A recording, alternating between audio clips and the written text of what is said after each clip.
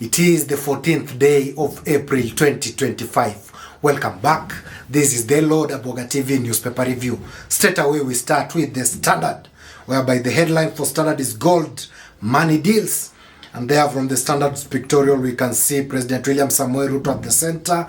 We can see the United Arab Emirates ruler. Then we can see the RSF leader Hemedi. Now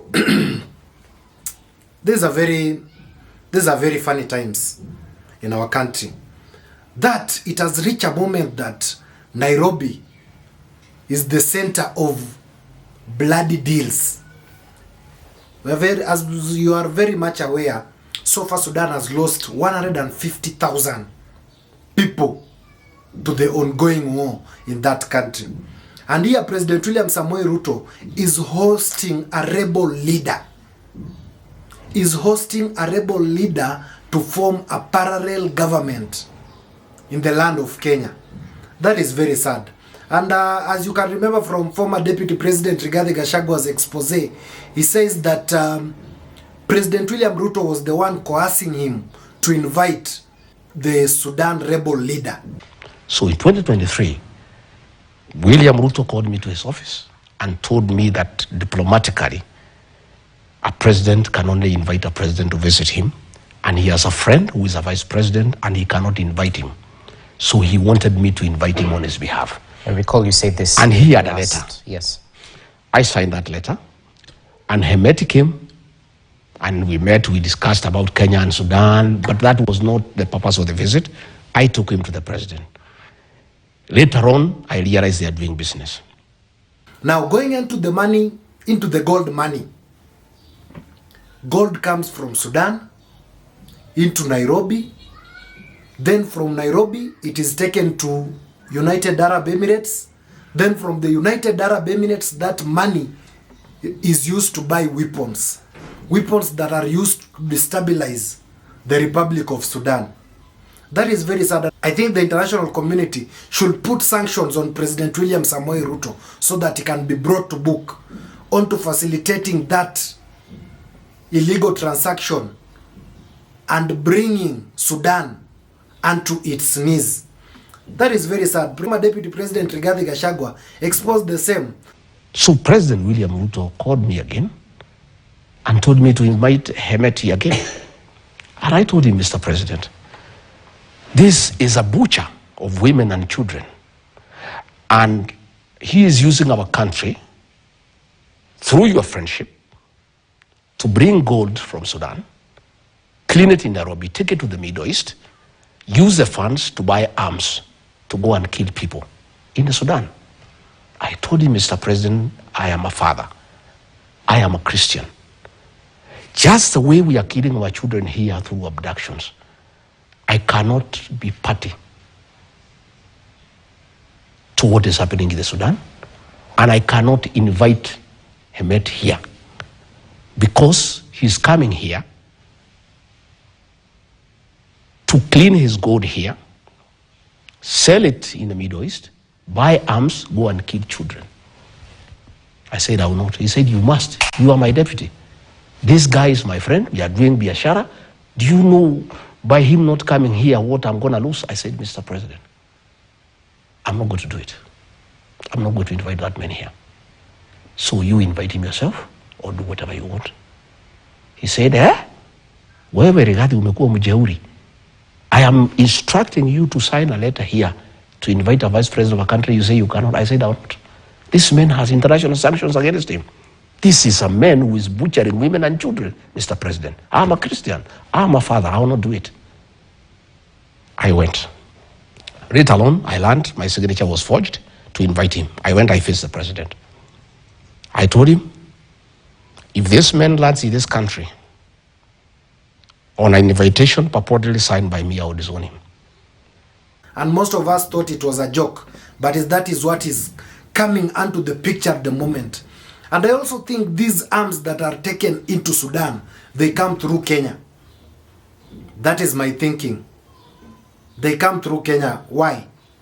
Because if you are the main facilitator, you're the main deal broker in this business, in each and everything that takes place in Sudan, President Ruto is aware. That is a fact. Because you cannot tell me it is only gold that comes in Kenya, then to the United Arab Emirates, and not the arms into Kenya, then to Sudan. Those are very sad times. And I think we've really lowered our previously respected diplomatic ties in the world for just these shoddy deals. Very sad. Now, for instance, I can tell you, assuming Mungiki goes to Uganda and form their parallel government from Uganda, how can it sound? That is very sad.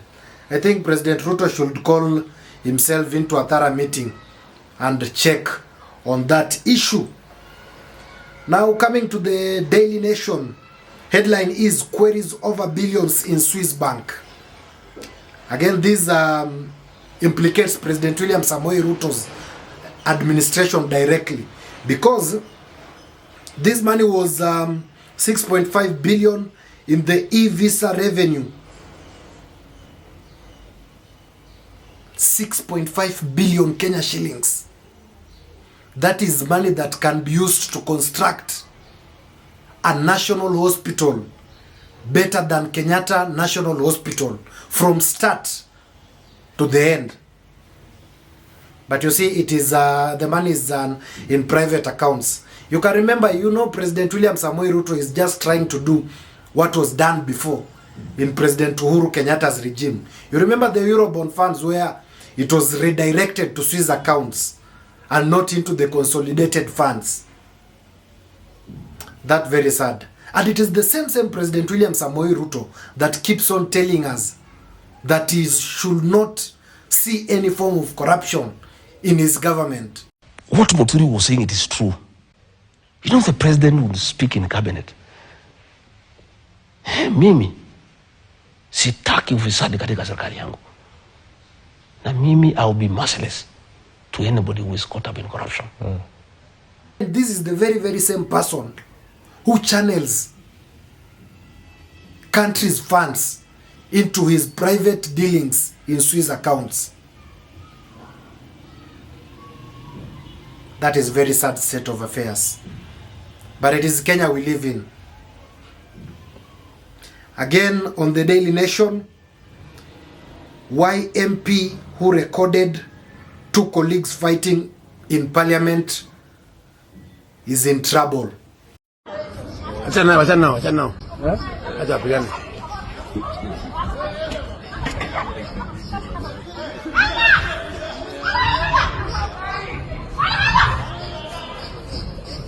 Wacha nao.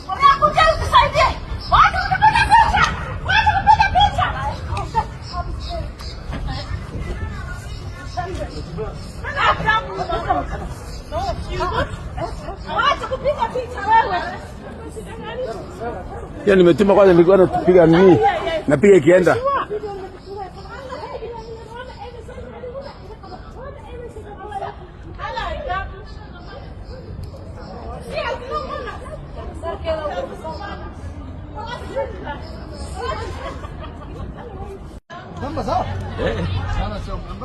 Yule ni nani?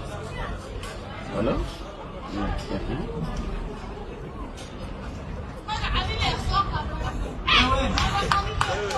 Ya kupigania mchobe.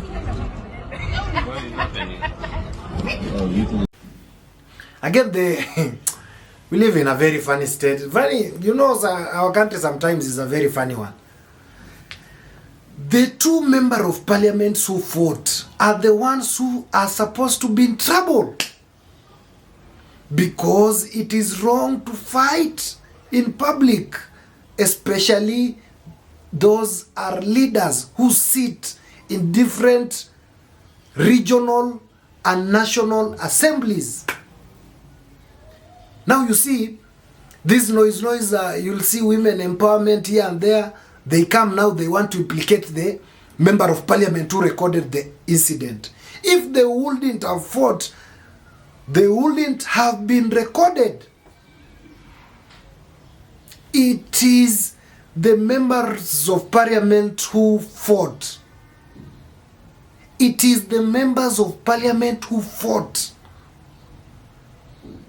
who are supposed to be in trouble, not just apologizing in the house, but not the member of parliament who recorded the incident. I think hapo inafaa tujiite mkutano as a country, because we are joking state. We are joking state. If you can start implicating someone who recorded a full incident, that is sometimes in a way or another that is lovable. I think or another issue is whereby you can remember Honorable Moses Kuria, that is President William Samoei Ruto's economic advisor, was scheduled to be auctioned. That is his 2 properties in Juja and in Ruaka. But now there is some reprieve whereby the wife has filed a petition that those are matrimonial properties. Now the court has given them some relief, and I think the issue is going to be solved out amicably, that Honorable Moses Kuria is not going to lose his properties, and instead I think they should just sit down and have an agreement with the bank on how he's going to settle the debt. This is the Lord Aboga TV newspaper review. For this and many more stories, subscribe to our YouTube channel, Lord Aboga TV, and remember to press the notification button so that when you come up with these important news briefs, you should be among the first people to come across them. Thank you. Bye.